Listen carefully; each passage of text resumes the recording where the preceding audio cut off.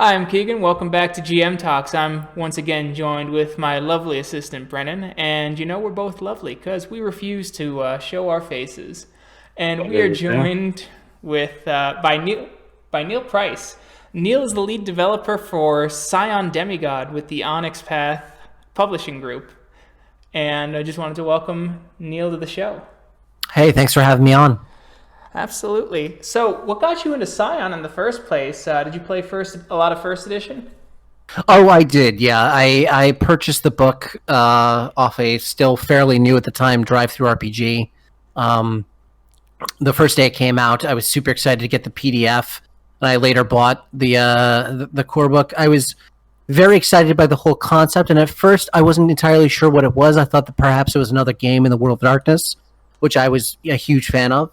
But instead, it turned out to be its own thing, and I definitely loved the line over the years. And when I started getting into freelancing, I met Joseph Carricker, who is a developer over at Green Ronin. But at the time, he was freelancing for Onyx Path, and he was the lead developer of Scion just before me. And he and I got to talking a lot, and I schmoozed quite a lot at the GenCon I met him at. And that's how I came to be part of the line. And unfortunately, Joe had to bow out before the production of the first core books. So for the last 6 years or so, I have been the lead developer. Wow, that's really cool. Yeah, I got into Scion. I saw copies at my local friendly game store and for first edition, and it was pitched to me as Exalted Modern, essentially, which is why I kind of jumped on it initially. Yeah, it's how. Yeah, a lot of people were pitched on it that way as well, and I was a big Exalted fan. Still am. Oh yeah. Oh, we could talk then. Let's talk about some of the changes that have happened in the Scion setting, because the Scions in second edition are far more visible to humanity than they are, at least from my recollection, than they are in first edition, correct? That's true. I will note that the first edition really doesn't get into it. There's a sort of implied masquerade in Hero, and then after Hero, it's not really discussed at all. Scion First Edition very famously doesn't really have a setting chapter. It's just our world, but the gods are real, and that's cool. But what happens when your burgeoning legend causes effects of fame? What happens if you say I'm the child of a god and you can kind of back that up? So, what I wanted to do was create a setting where such feats would be accepted, but wouldn't break the world. So I already had an already broken masquerade, and a lot of people thought that it was a little weird. And it is the biggest ask that we have of people to get into the game. It's the biggest suspension of disbelief. But I will say that all around the world, there are people who feel the touch of the divine in their daily lives. Whether it's Jesus Christ, whether it's the Greek gods, whether it's the Norse gods, whether you're a Hindu. There are a billion Hindus on the planet. Um, you know, these people accept the divine as part of their lives, no matter what. So I didn't think it was that much of a stretch to basically say, yes, you can accept the divine and even the supernatural as part of your life without it disrupting it too much. You might have an encounter with a frost giant, but your spreadsheets still due on your boss's desk by the next morning, right? Mm-hmm. Oh, that's fair. Yeah, and I had a discussion actually on our Facebook page with someone asking how you would change history and things like that. And one of my examples was is because you explicitly call out that all myths are true, and so I took that a step further for like American mythology, right? So the founding fathers were essentially these origin or maybe even hero level scions that founded the country, and the actual history happened at the same time. There's a very good supplement on the StoryPath Nexus right now about the many mantles of George Washington, written by one of our Science Second Edition writers, Pablo Vasquez, and it Washington is actually worshipped around the world in different forms. and we thought, well, it would be interesting if we actually incorporated him as a mantle. Okay, that's pretty cool. Actually, I'll have to check that out after this. Is there any So part of Scion that, for example, Washington, are there more modern figures that are used as quote unquote gods, or is there a definite barrier? I'm sorry, say that one more time. Um, for example, are there in Scion examples of quote unquote gods that come up to even modern day, or is there a definite barrier? For example, Washington's mantle. Oh, no. There are gods who could be in the modern day, and in fact, that is your player characters. Yeah, to answer your question, there are many gods in the modern day, and for the most part, the Scions you play are the children of the ancient gods who are still active in the modern day. They've modernized along with humanity. There aren't anything like you might see in American gods, like gods of media or gods of industry or all that, because the concepts of all the ancient gods still fit around there. And we have some fairly recent pantheons, like we covered the Loa and the Scion Companion, which really only go about 300 to 400 years back or so. And they're one of the more recent pantheons that we involve, but we could involve slightly more recent pantheons in future books. And of course, the whole point of Scion is that you can ascend to become a god, and you can play a Scion of your ascended player character if you want to. Okay. that's pretty cool.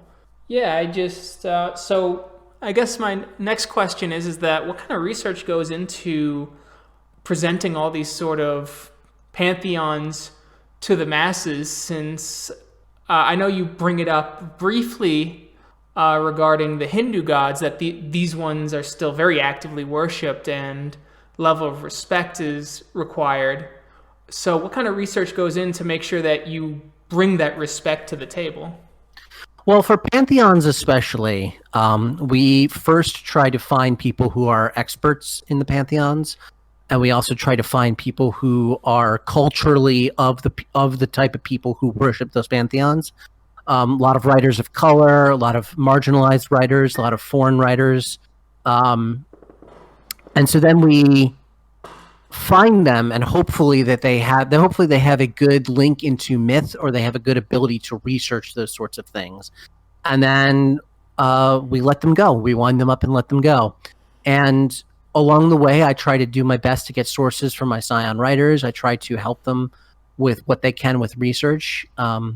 And part of it is a matter of trust, but we do have several members on the team who are conversant in various different world mythologies, and that helps immensely.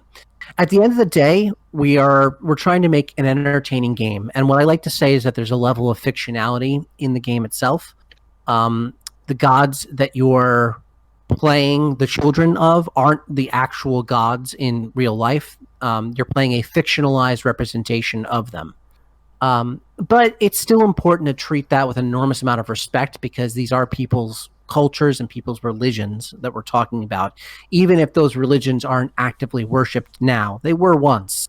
And that's that's important to pay respect to. I like to say that you don't have to be a believer to work on Scion. We have several atheist writers, but I do expect everyone to have a sense of reverence when they're talking about the divine, because that is very important to maintain as a sense throughout the line that you're not stupid for believing in these gods, and there is divinity there in them. So I guess we'll go into some of the GMing aspects of it. How do you like to start off your own Scion games if you're running it for a group of your friends? Oh, I always like to start my games off in medias res. I like to start games off in the middle of the action, and then I take a step back afterwards and say, okay, how did everyone get here? I generally tend to put a lot of emphasis on player agency, and that sort of came out in the design of Scion as well. I like it when players are all kind of jamming at the table and riffing off one another and coming up with cool scenes and interjecting cool things with each character. That's really the best way to keep things involved at the table. I have ADD myself, and I get very easily distracted in the game if a GM is just focusing on one player or another. And for better or for worse, that's sort of affected my GM style because I can bounce back and forth from players very easily, but I try to keep everyone involved. Otherwise, they're just going to start playing on their phones, and that's death for a game. That's fair. A little trick I've been using for some of my other games is if the party decides to split for whatever reason as the game evolves, is I have a couple backup NPC characters that are in the area they're going and going, you're playing these people now. Yeah, absolutely. There's actually a couple ways we do that in Scion, and a couple ways you can absolutely work that into your Scion game, especially at a demigod level. In fact, one of the Kickstarter stretch goals right now is how to handle troop play, where you're focusing on one character at a time and then playing a satellite of characters around that one character. Okay. So, I'm sure you might be biased, but currently, what is your favorite level of Scion to play as or to run for? Origin, Hero, or Demigod? Oh, running Hero is much easier than running Demigod, but I love Demigod, and I love the sort of impetus behind it. We require players and story guides to sort of sit down and decide what the mythic path of the Scion's going to be once they become a demigod. And that lends itself to a very tight character arc that is already plotted out for the story guide. It's just a matter of, going down through the events and seeing if the Scion succeeds or fails in them. Okay. And when they get to the end, that is, in theory, it's the end of the game. In setting, you have a number of milestones you need to hit to become a god. And out of setting, we systematize those, but if you want to put off doing one of them so you can keep playing around at the demigod level longer, that's fine. But the in-character motivation is definitely driving you towards being a god and driving you towards achieving your divinity. And the tagline is you've told fate that you're going to be a god, and you're going to become a god or you're going to die trying. Okay. One of the things, just looking over the little playtest booklet you had sent me, is one of the things I think that's really kind of cool for Demigod, and it's something I actually really like as a storyteller. My players may be ambivalent towards it from the playing side, depending, but the catastrophic successes and failures using your divine dice to power your purviews. Could you go a little more into detail about that? Sure. So the divinity dice replace your dice pool as you're playing a little bit and as you're using your powers more, and they tend to make things skew wildly out of proportion to what you're attempting, either for good or for ill. We give the option for players to supernaturally supercharge any action with their pure divine power, and by what's called flooding the pool. And catastrophic successes happen when a player succeeds. It succeeds beyond the character's wildest dreams, granting more than what they wished for. A lot of times, instead of swaying a town, you accidentally sway a nation. Instead of convincing someone to open a door for you, you convince them to fall in love with you. Mortal failures cause your divine nature to falter, and it causes you to lose control of your divine powers. So your purviews sort of leak out of you and cause a wild chain reaction in there. If you have purviews of fire, it'll probably set something on fire. Fertility, it'll cause rot and overgrowth in a building or something. Okay. They're used to the divinity dice are used to supercharge actions, but it could either go very, very well for you or very, very poorly for you. And I kind of like that high risk, high reward sort of play style. So I think that's a really cool mechanic, and that was one of the things that initially drew my eye just scanning over the document. Oh, absolutely, yeah. It's one of our favorite things. So I know that in future supplements, you're going to have things like the Cthulhu mythos showing up. So I guess the question is that are you going to ever, are you guys ever thinking about creating a toolkit or something like that for storytellers or players for fictional pantheons because enough people have decided to believe in it, or what we would consider fictional now, but, became real religions? So there's two parts to your question. Number one is that Scion doesn't work on the idea that belief makes the gods real. The gods don't need belief per se. And all of the mythic events that form their pantheons occurred at some point or another. In some way or another. It may not have happened exactly as the myths say, but something happened to generate that event. And it had to be a Scion doing it. There has to be a seed of divinity at the core of that myth for it actually to gain traction. If a lot of people believe or decide to worship, I don't know, a superhero or something, a fictional superhero, that superhero wouldn't suddenly become real. However, a Scion could try to play into the myths and the tropes of that superhero and eventually become much like them and gain certain powers that are akin to that. Okay. But to answer your question about fictional pantheons, we actually have an entire chapter in the Scion Hero Companion about how to make your own pantheons, whether they are new pantheons in the world, whether they are fictional pantheons that you would like to adapt for your own games. We even give you an example of the Atlanteans from first edition Scion redone in the Scion second edition lens as if they were a fictional pantheon being generated. And we take apart the Atlanteans a lot and we break them down into their component parts so you understand how a pantheon works. Okay, very cool. I guess bad news for my players then, because Stormbringer's showing up in a future Scion game then. So are there two editions of Scion out now? Yes. First edition and second edition. Gotcha. How much work approximately has it taken you to come out with second edition versus first edition? A lot of work. We're definitely placing a much bigger emphasis on research and playtesting. The system itself is a little more complex, but it definitely works a lot better under the hood. And we are trying to make the line as jam-packed as we possibly can. More to the point, first edition was only ever envisioned to be 3 books: Hero, Demigod, and God, and that was it. Now, it later got a Scion Companion, a full-size supplement. It later got Ragnarok, which was a full-size Norse supplement. And it got a number of smaller supplements coming along with it. But it was really never meant to expand beyond the 3 books, and that very tightly bounded the world.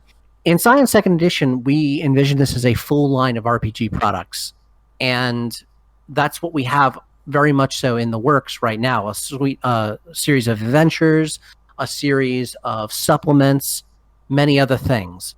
So really, we have to make the world much bigger, and the world building challenge is an order of magnitude greater because it's not just a self-contained series of 3 books. And I'm not saying I'm not bashing the previous edition by any means. I loved it, I played it, but I do note that we have to put a lot more emphasis on designing the world to be open-ended rather than closed. That dovetails nicely into my next question then, which is I've noticed that the Titans are featured a little less prominently in Hero second edition than they are in first edition. So was that a conscious decision to help create conflicts beyond the God-Titan conflicts for Scion second edition? Yes, it absolutely was. I find that a lot of the most enduring conflicts in Scion, especially in my own games, especially in games as I spoke to others over the years, was that it wasn't so much the Titan War as the sort of shades of gray of a divine alliance against the Titans that people really enjoyed playing with. And the Titans were great as just sort of evil adversaries, but they were very one-note in a lot of ways. And I wanted to make the world a lot bigger. I wanted to make the world a lot murkier. And I wanted to acknowledge that in in mythology, you will sometimes have characters who are considered monstrous or titanic, who are actually quite friendly to the rest of the gods. A very good example is Helios, who is by all rights a Titan. He is officially of the Titan generation, but he lives on Olympus with the Olympian gods, and they're pretty cool with him being there. And he's friendly, but he's not very good for mortals to be around because he's the sun. And he doesn't understand why all the humans he's speaking to keep bursting into flame. But he's perfectly friendly. The distance laughing. Is that also then why you added the Primordials into the second edition? And are the Primordials, I don't know if you can speak to this, but if Primordials will feature more heavily in future supplements in second edition, since they get a blurb, but that blurb seemed to be there to generate a lot of ideas, basically the lens that crosses the world to create events. Yes, we're definitely going to get into the nature of Primordials a lot more in the God supplement, which will be after Demigod, of course, but it's hot on the heels. And I think a big representation of them are simply those deities who created the world or represent massive aspects of the world, but never really feature in mythology. Like in Greek mythology, you have Nyx, and you have big aspects of the sky and whatnot, but they never really get a lot of focus in the myths. Not like Zeus, not like Apollo, not like Artemis or Athena. So that's what Primordials are. They're sort of off to the side. But when you're a god, you're going to interact with that strata and those beings a lot more often than you will as a hero, simply because they're not focused on Earth and they're not focused on the heroes of the world. Okay. So then another GMing question for you then is what kind of storylines, whether it be intrigue or tied to certain titans, or if you have a preference for your own games regarding a certain pantheon, what kind of things draw you and inspire you to write and create your own adventures, and what kind of tropes do you personally like to rely on when running Scion? I love tropes of hidden knowledge or betrayal. I never do it without the full player buy-on, of course. Being transparent to my players is very important to me. I often sit my players down and speak to them about what they would like to see for the character, about future storylines, and I always do a lines and veils. I do check-ins, and I also do a debriefing session at the end of each session, where we spend the last 10 to 15 minutes or so of the time we have allotted to it just talking about the session and how things went and how they felt things could be better for next time. So that kind of constant feedback really helps me as a GM, but I love intrigue stories. I really do. To me, they have to be punctuated with big action scenes, but I love the slow burn of plots going in the background until something explodes. And it's those explosions that I really love. I really love, and I really love working into games. Okay. Brendan, you got anything? I did have one wondering specifically with Scion, because being Exalted or Exalted adjacent, it has an component that I don't understand fully is, do you encounter power creep as definitively as other systems, and if so, how do you deal with it? So, we don't, actually, not so much. We built Scion 2nd edition, and we've built other games like Trinity with the idea of a scaling mechanism going in there. So each tier of play operates on a different level of scale for the most part. And we definitely try to make sure that we're adhering to the level of scale that we've chosen, and that we're not significantly outclassing anyone else. I mean, that said, when you're at the demigod level, yes, you're going to outclass heroes, and gods will outclass most demigods, but not as much as you might think. And a sufficiently prepared and powerful demigod can kill a minor god, absolutely. If you want to play a God of War game, you definitely can.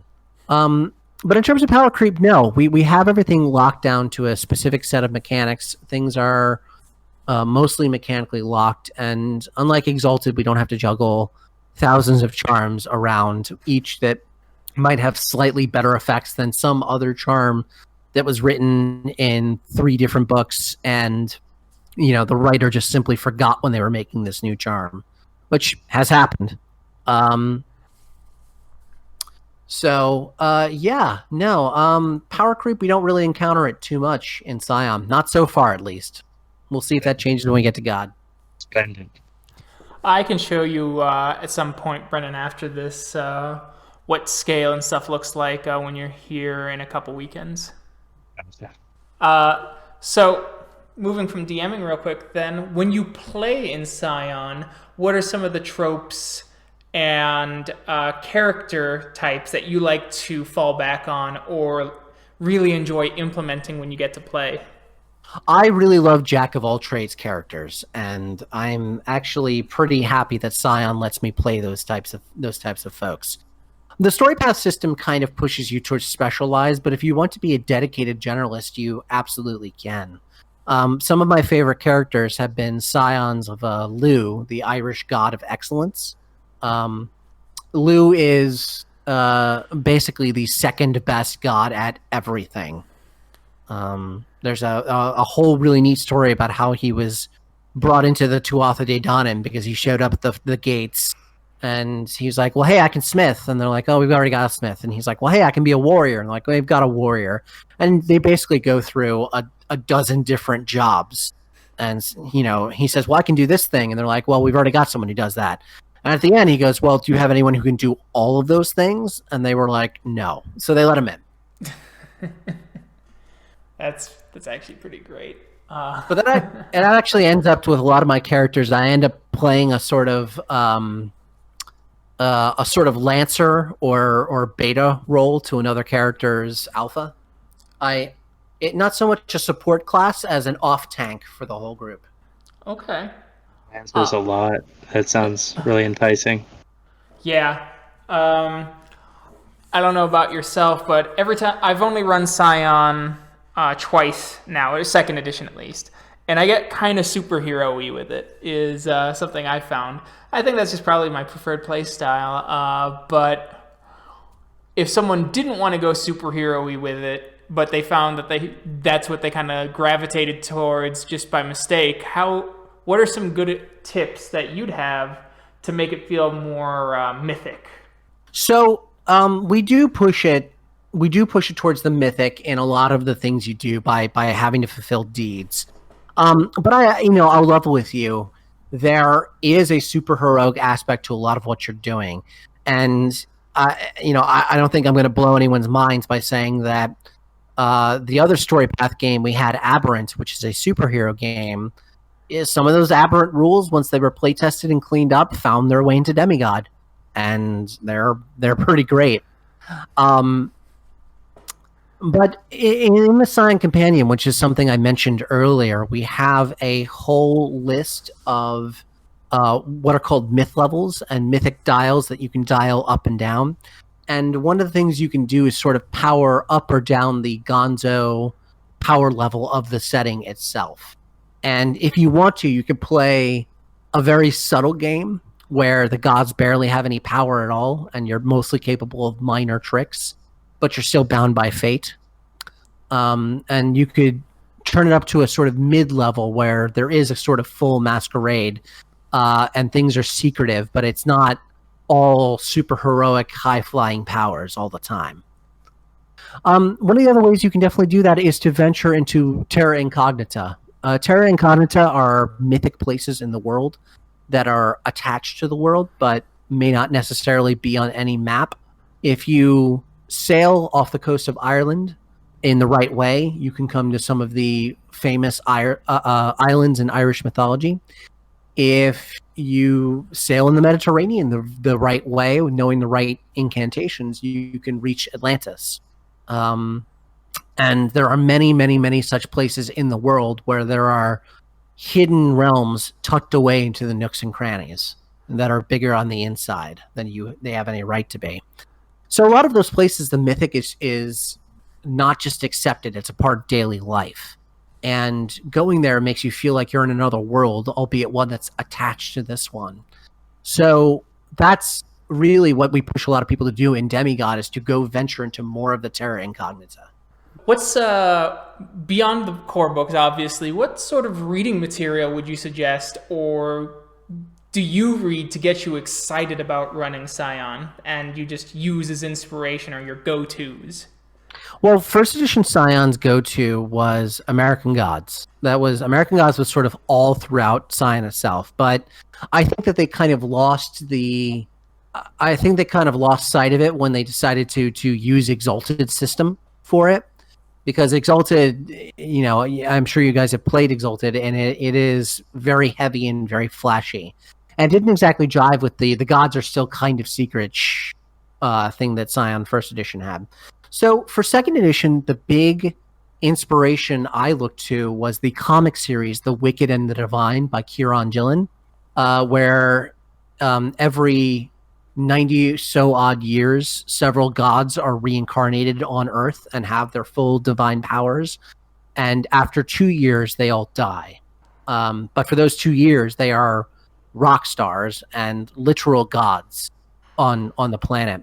And so it's a really interesting way to see how society warps around them, to see what kind of things people love and people see about them. And a lot of them are not too dissimilar from, multimedia faith rallies that are held today. It's just that they have a star and the faith rallies really kind of don't. So it's just a very interesting way to look at it that's not actually as far from our world as we might think. Okay. What is your 100% absolute favorite thing about this new edition of Scion? I'm going to get a little cheesy and say the writers. The Team Scion has really come together with a big sense of camaraderie, and there's a Slack with nearly 70 members in it right now, but a lot of us are very friendly with one another and very excited about Mythology. And it's just been wonderful to share that enthusiasm with the fans as well and really come together. But to not be cheesy and to talk about the game itself, I really love the free-form aspect of miracles and how you can craft wondrous marvels out of a part of reality that is partially you. That's what purviews are in Scion. It is purview is an aspect of the world. It could be fire, it could be death, it could be fertility. And as you ascend from being a Scion into a demigod, you actually become that element of the world until it's indistinguishable from you. Now, it's also indistinguishable from a lot of other gods, but let's not get too deep into the metaphysical weeds here. I like that, and I like the free-form aspects that we allow players to use. Okay. I like that. That's very cool. I always see a lot of player creativity when they're using marvels, and it's wonderful to see. Oh yeah, I love it when players use their powers in just bizarre ways I would have never thought of in a million years. Oh, absolutely. And I love seeing them use things in an abstract way. For example, a Scion of Fire using his purview to summon the fire department or set off every fire alarm in an apartment building. It's just really interesting because you think about it, you're like, I guess a god of fire would be able to do those sorts of things. It is tangentially related to fire itself, isn't it? Yeah, I guess. I don't know if with the fire department one, I think you'd have to get into some sort of deific bureaucracy as like a god of water is like, hey, back off. I get personally. Like, you wouldn't expect a god of fire to call the fire department. It's kind of like a self-defeating thing, but for the good rather than for the bad. Hopefully. Absolutely. Yeah. Very cool. Neal, I would what would you tell to people who have never played Scion before, or who had only played specific tabletops? What would bring them into this? Scion is very open-ended, and it relies a lot on you thinking your way through the story and thinking about what a mythic story is and the kind of mythic story you want to tell. And I sincerely hope that we get to a point with Scion where there can be any person of any color, of any various capability, looking at Scion and seeing themselves in the game itself. Like, we have a pretty extensive section in Demigod up right now that talks about disability and the divine, and how there are many, many, many gods who are disabled in some way, or are missing limbs, or are missing eyes, or this or that. And, in a world that's increasingly going towards prosthetics and bionics, what does it mean to be like that? It is you are divine in a way. It's like the lack of a limb is divine, almost. So it's just a very interesting discussion of that. But I've heard a lot of disabled players come up to me and just thank me for writing that section. And it's I didn't write it. Let me clarify that. But just thank me that the section's in the book, and I'm very glad for them. Very cool. Yeah, we're very much on inclusion here on the channel and here on the Facebook. No, I'm very glad that something like that is included in the book, and it's good to see. It's the same reason that I pushed Legend Lore with a lot of people, for very much the same reasons. Oh, absolutely. Yeah, Legend Lore looks like a blast. I pledge for that. I can't wait to play it. Yeah. Stefan Devon's a great designer. Yeah, no, I'm looking very much forward to it, though, because I am more of a nerd than I have any real right to be. We're gonna have, when I play Legend Lore, they're gonna show up as themselves, and there's gonna be a unicorn there named Uni who's gonna make that god awful noise of like the old cartoon show. Yeah. I'm trying to think, because I have a few mechanical questions, but not super in depth. But I really like the creative freedom when it comes to creating relics in Scion, and I was wondering what some of your favorite kind of relics you've either created for your own games, or that your players have come up with. I really like relics that blend the ancient and the modern in some way. And on some level, that's something like Giant's Bane, for example, like Eric Donner's weapon, which has a small fragment of Mjolnir, Thor's hammer, inside the hammer of the revolver, basically. So it adds a bit of mystical energy to it. But I really like the things that take advantage of the setting and take advantage of modern technology. My favorite relic probably was in the original Scion Companion, and I made sure it was in Scion 2nd Edition. But it's called Yaller, Galler, and that I'm misspelling that terribly, but it's a reference to the Yaller horn, which is the horn that sounds Ragnarok, and it is a cell phone that bounces off a cell tower built in Valhalla by dwarves, basically. So they dragged a cell tower all the way to Valhalla and set it up. And so you can make a call from virtually anywhere in the world, or anywhere in any of the underworlds or overworlds. If you're in a Terran Incognita, you can call someone. That's pretty cool.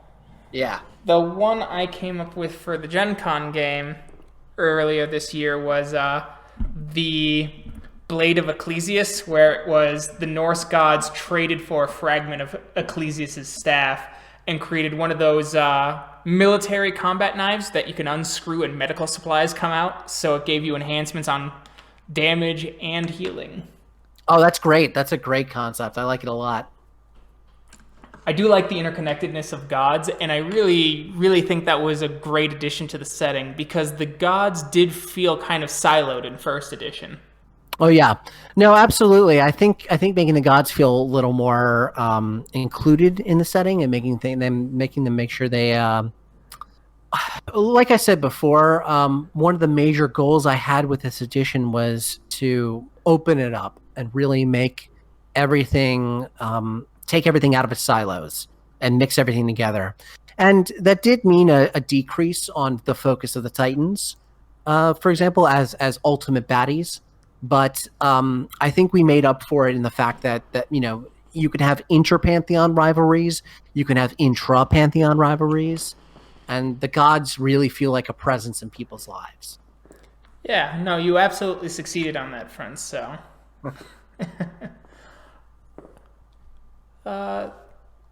Do you have any more questions there, Brennan? I think I'm all set on questions. No questions about Exalted while we're here?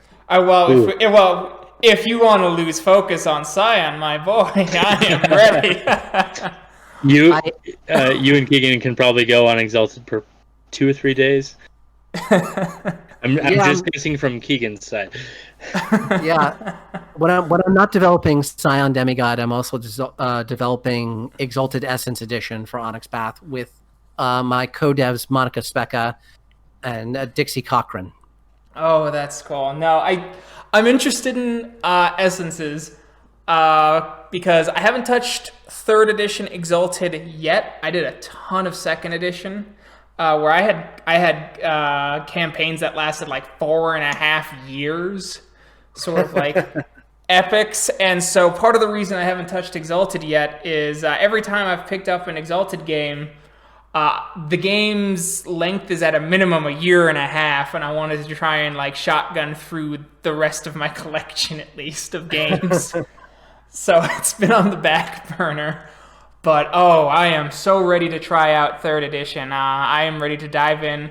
And it's weird because for me, I don't typically like crunchy games, yet Exalted 2nd edition and even Exalted 3rd edition, I'm like, yeah, give me that gravel. I'm ready. You two are braver than I.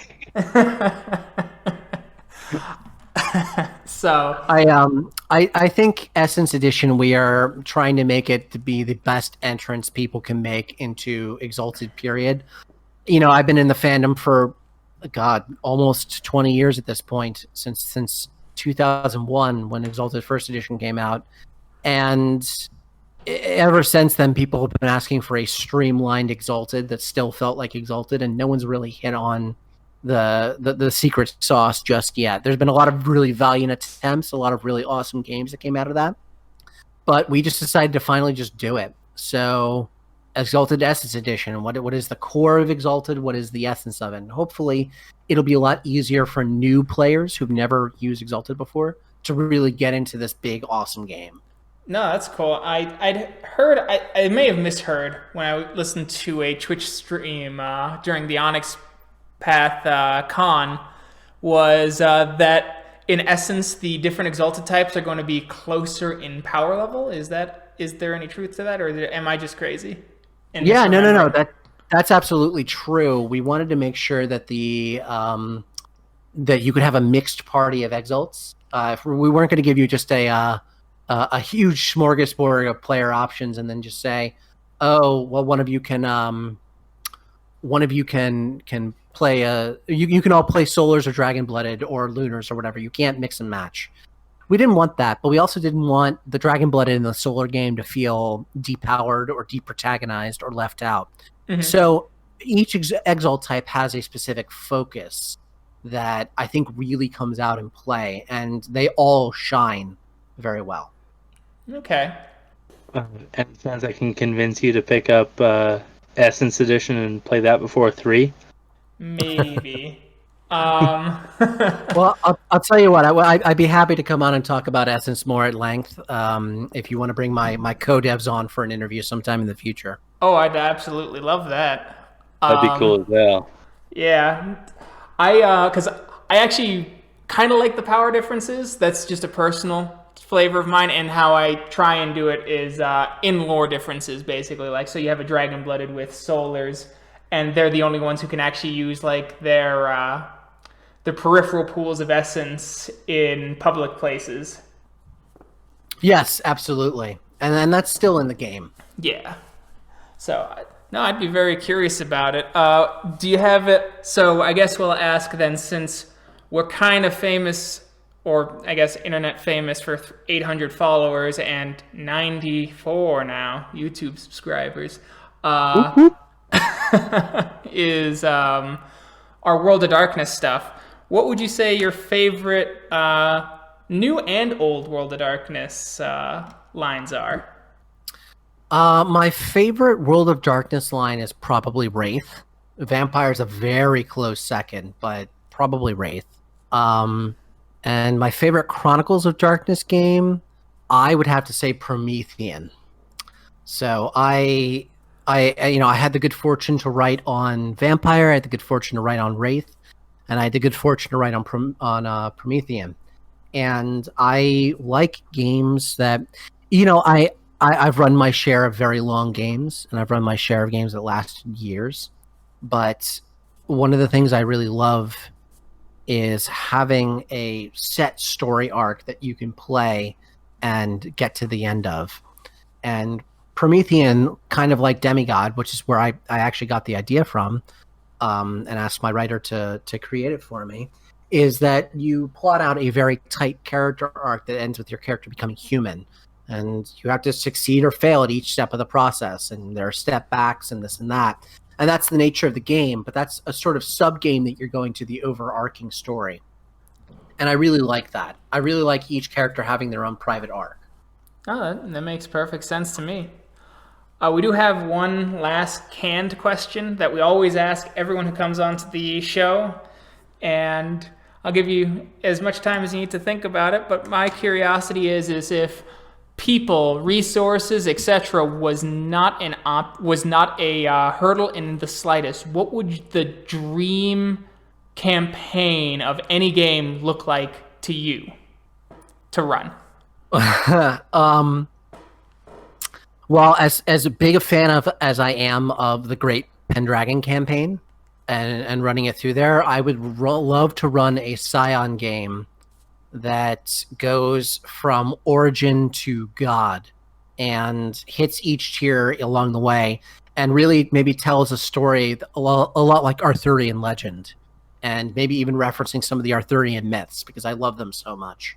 So basically not unlike the Great Pendragon campaign, but Slightly different system, slightly different focus. Yep. No, that makes perfect sense to me. Neal, thank you so much for coming on to the show. Hey, thank you guys so much for having me. Absolutely. And Neal, to plug yourself. You can find me at Burnt Neal, BURNTNEALL, on Twitter. And you can find me just answering questions on the Onyx Path Demigod Kickstarter. Perfect. So I'm Keegan, and that's Brennan. We're a bunch of gamers, and you can find us on Facebook, YouTube, Podbean, Spotify, Apple Podcasts, but you'll never find me on Twitter. I find it a cesspool. Bye.